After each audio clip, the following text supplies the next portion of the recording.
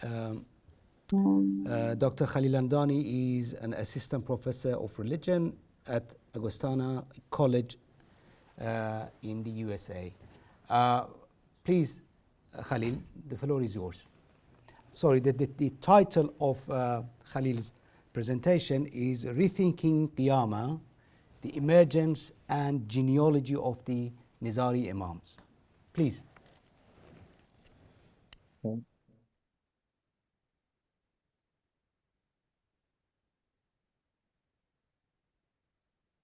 All right, you should be able to see my screen now. So a good afternoon, or whatever time it is over there, probably good evening. It is a great privilege for me to be with you presenting at this conference. As many of you know, I started learning about Ismaili history 25 years ago, reading or binging the IIS books that my father kept at home. And now it feels a bit weird to sort of be talking about one of the topics that interested me at an IIS conference. So thank you for inviting me, and thank you, Dr. Dariush, for putting this together. You and your team have done a remarkable job, especially in light of recent events that probably also kept you busy. So today I'll be talking about the emergence and genealogy of the Nizāri Imams at Alamut. And as a prelude to the topic, we need to sort of remind ourselves that Nizāri Ismailis believe that Imam al-Mustanṣir designated his eldest son Nizar as his successor. I actually want to begin on this point because 3 years ago, Professor Paul Walker said at an Institute of Ismaili Studies conference that modern scholars, including some of our great IIS scholars, have not provided proper references to substantiate the claim that Imam al-Mustanṣir actually designated Nizar. He claims that no footnotes are offered, and he says we can't just take this for granted. Paul Walker asks, where's the actual report that Imam al-Mustanṣir designated Nizar?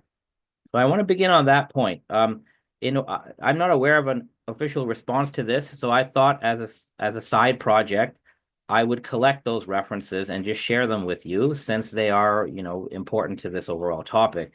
So what I was able to find is that our earliest sources, including one Nizari source, the Dustur al-Munajjimin, which is familiar to the scholars present, as well as the Hidayat al-Amiriya, which is a Taibi source, both of these sources actually say that al-Mustanṣir designated Nizar as his wali ahad. Even the Taibi sources seem to admit that. Then we have actual historians. So Ibn Zafir says, or he reports that Nizar had received the wasiya, the testament of succession, from his father. Ibn Athir says that al-Mustanṣir had designated the caliphate to his son Nizar during his lifetime. Ibn Muyassir says that it is said that al-Mustanṣir enthroned his son Abu Mansur Nizar and designated to him the succession. There are even more than this.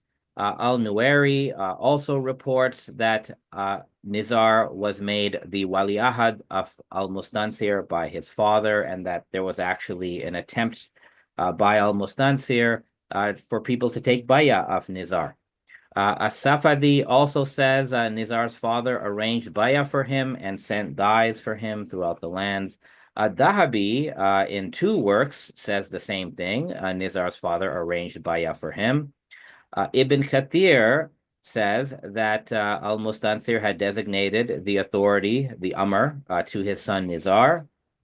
Ibn Khaldun says al-Mustanṣir, with respect to what was said, had designated Nizar. Al-Makrizi also provides a report from other people that al-Mustanṣir Billah had enthroned Nizar and designated the succession to him, and actually attempted for the Fatimid court to take bay'ah of Nizar. And finally, Ibn Taghlibirdi, although he writes later than all these guys, he also has this report.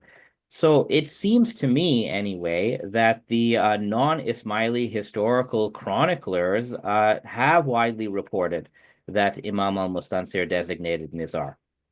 And there seems to be a historical basis to Nizari claims on this matter. And hopefully that satisfies what Professor Paul Walker had raised 3 years ago at the IIS. There's also another report, and this is actually widely reported, where Ḥasan II actually met Imam al-Mustanṣir in person and asked him directly, "Who is my Imam after you?" And al-Mustanṣir said, "My son Nizar." Here I've quoted it from Ibn Athir, but I also noted that this exact same account is reported by many non-Ismaili, non-Nizari historians. So wherever this report comes from, it's circulated quite widely. And I'm beginning with this because this entire affair of the Nizāri Imams being present at Alamut and how they emerge, it all ties back to the reality of this designation, which is known as Nas. And as many in the audience know, the historical Ismaili position has been that once an Imam has declared a Nas for his successor, that Nas cannot be withdrawn or superseded by a second Nas or a third Nas or any of that. And this was always the basis of Nizari claims. And without this Nas, there just wouldn't be a Nizari movement in the first place. So then how did the Nizari Imams come to Alamut? So the most well-known narrative on this matter is what I call the Juvayni narratives. And this is basically a retcon imamate. If you watch TV shows and binge TV shows, you know what a retcon is. So according to the Juvayni narrative, which many modern scholars have just repeated, Nizar died in 1095, and for 70 years after Nizar, there is no Nizari Imam present in Alamut, and nobody knows who the Imams are after Nizar. There's just no trace of them. Then, according to this narrative, sort of all of a sudden, Ḥasan alā-dhikrihi salām, who was not an Imam, but the son of the Dai, Muḥammad ibn Kiyā Buzurg-Umīd, Ḥasan alā-dhikrihi salām in 1164 merely claimed to be the deputy and the ḥujja of a hidden or absent Nizari Imam, whom Juvayni says was non-existent. And then, according to this narrative from Juvayni, Ḥasan alā-dhikrihi salām later on hinted that he was actually the Imam, but he wasn't explicit about it. And then Ḥasan alā-dhikrihi salām's son and successor, Nur-ad-Din Muḥammad, known as Muḥammad II, it is he who explicitly claimed that the imamate belonged to him and his father, and it is Muḥammad II who actually published for the first time a Nizari genealogy for himself and his father. And then, according to this narrative, later on, so after this is done, Nizaris start circulating or fabricating stories that actually Nizar's grandson had been brought to Alamut in an effort to sort of clean up the narrative. And this is why I call this narrative the retcon imamate. Because in a retcon, you just go back and you re-narrativize the past to match future developments. And, many TV shows and movie franchises like Star Wars, they do retcons basically all the time. And again, this can be found primarily in Juvayni, and a lot of the sort of post-Mongol Ilkhanid historians like Rashid-ad-Din and Kashani and others, they follow this narrative. They follow the outlines of this narrative. I'm here to sort of poke some holes in this narrative, okay, to offer a counter narrative. So first, here's some evidence that challenges the idea that there were no Nizari Imams at Alamut for 70 years.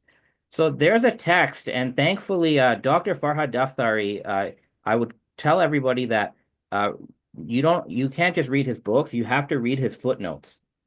Dr. Daftary leaves breadcrumbs in his footnotes. So in one of his footnotes, he mentioned a historical chronicle by al-Fariqi. This is known as the Tariq Maya Fariqin.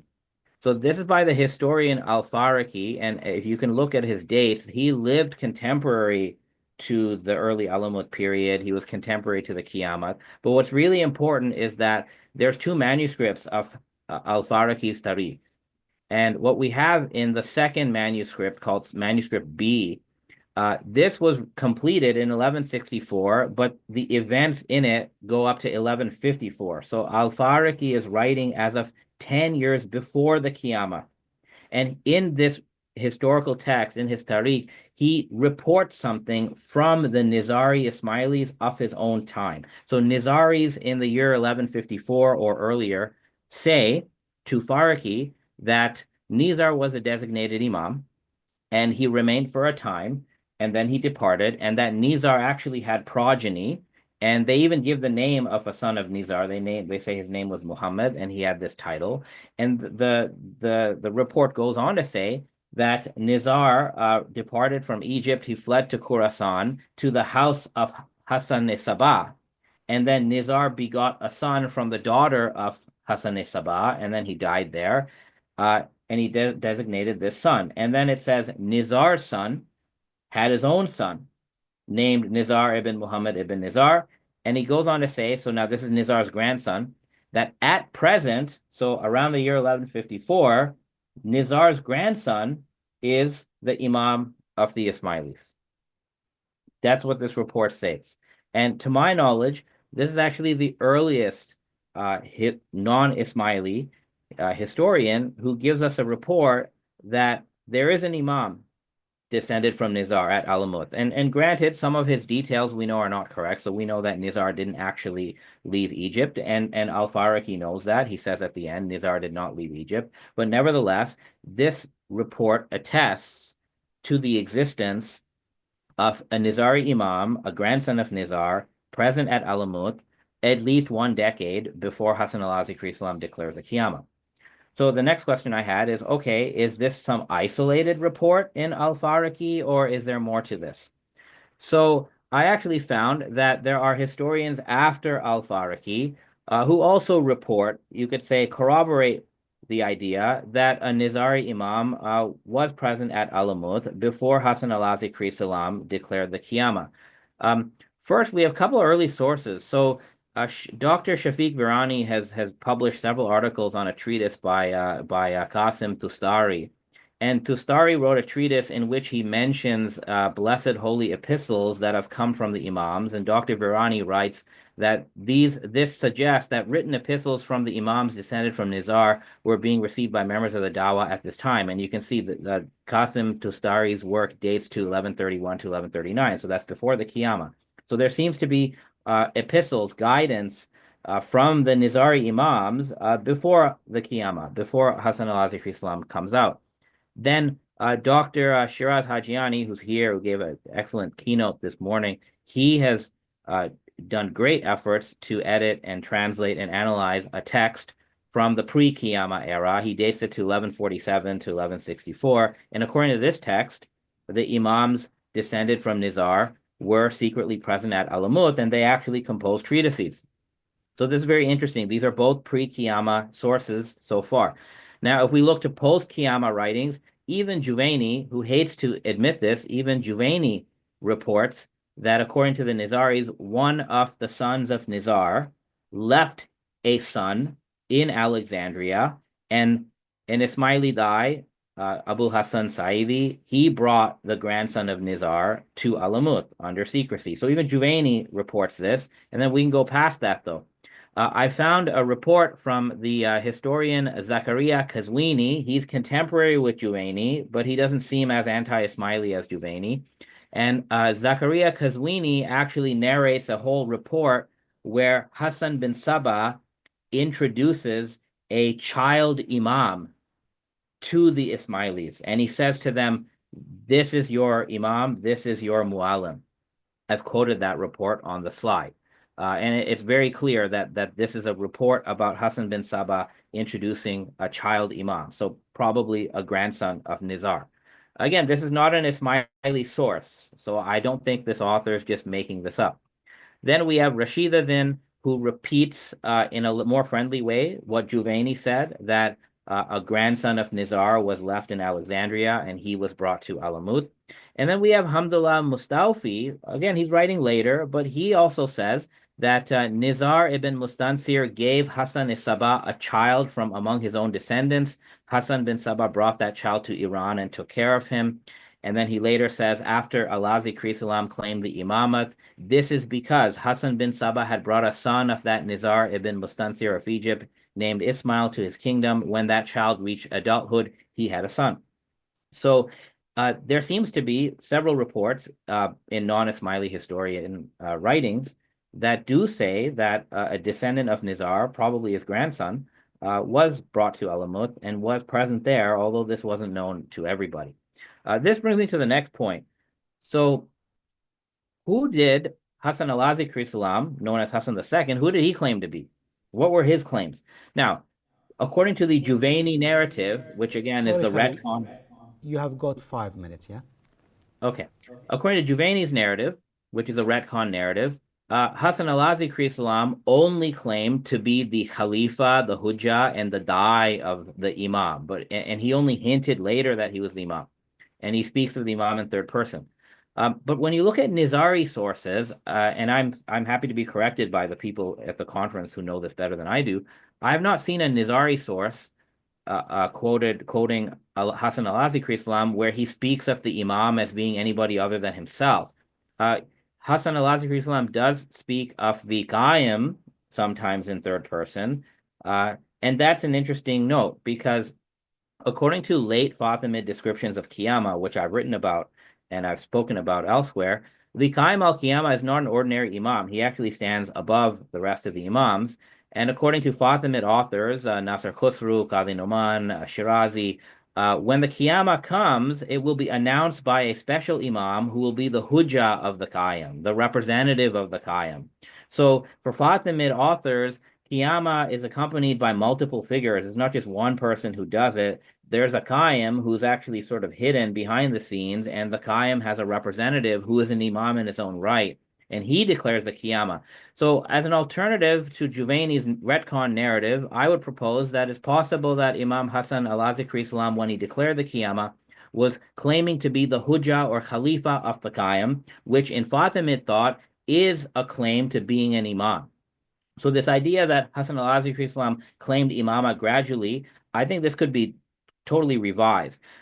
My great colleague, Dr. Dariush Poor, has also written recently that when Imam Ḥasan al-Dhikrihi read out a letter which said he's the ḥujja of the Imam, even if we accept the wording of that, it's quite possible that al-Dhikrihi was reading a letter of the previous Imam, his own father, declaring him to be the Imam's successor, because in Fatimid thought, ḥujja is also a name of the heir designate of an Imam. So that's something to keep in mind. So I think this whole thing could be revised and should be revised. Finally, last point. Ḥasan al-Dhikrihi claimed to be a Imam descended from the progeny of Nizar, as did all of his successors. Was there anyone outside the Ismaili community who actually accepted this? Some modern scholars have said that the Nizaris hardly succeeded in convincing anybody that their Imams are actually descended from the Fatimids. I would like to challenge that claim. What I did is I decided to check what do post-Alamut or sometimes contemporary Alamut non-Ismaili historians have to say about the Imam. So this is a quick summary. So Ibn Khalikan says that Nizar is the grandfather of the lords of the Dawah in the castle of Alamut. And he says that 2 times. Elsewhere he says the masters of the castle of Alamut are genealogically related to the aforementioned Nizar. So Ibn Khalikan sees the Alamut Imams as descendants of Nizar and the Fatimids. Ibn Said al-Andalusi says that Ḥasan bin Sabah managed to reach one of the descendants of Nizar, and the caliphs of Alamut of this time, when he's writing, are from his descendants. Ibn al-Fuwati also says that Imam Jalaluddin Hasan and Alauddin Muhammad have an unbroken lineage to al-Mustafa Nizar ibn al-Mustanṣir. Al-Yunini, a Sunni scholar, says that Jalaluddin Hasan and his successor are genealogically related to Nizar ibn al-Mustanṣir Billah. I can keep going. The Alid Naqib ibn al-Tiqtiqa This is like chief genealogist of the Alids. He says that the progeny of Nizar continues or completes with Jalaluddin Muhammad and his successor. Another Alid genealogist, Ibn Inaba, also traces the genealogy of Imam Alauddin Muhammad of Alamut, master of the castle of Alamut, to Nizar ibn al-Mustanṣir. Badruddin al-Aini, a Sunni Hanafi scholar, says that the lords of Alamut, such as Alauddin Muhammad, are genealogically related to Nizar. And finally, the Alid Naqib, Ibn Shakdam, Naqib is a genealogist. He also traces the descendants of Nizar to the lords of Alamut and the post-Alamut Imams of the Muhammad Shahi line. He mentions them as well as descendants of Nizar.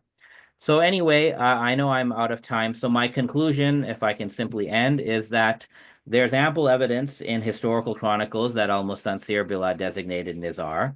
There is a lot of reports that an Imam descended from Nizar ibn al-Mustanṣir was present at Alamut, including reports that date from before the Qiyama, thanks to the great work of some of the people at this conference. The claims of Imam alā-dhikrihi, I think, require deeper analysis. And finally, it appears that non-Ismaili historians and genealogists widely accepted the Nizari Fatimid genealogy of the Nizari Imams of Alamut, and by extension, the post-Alamut period. I hope this was helpful to you, and thank you very much. Thank you very much, Khalil, for keeping the time. Now we come to the final presentation.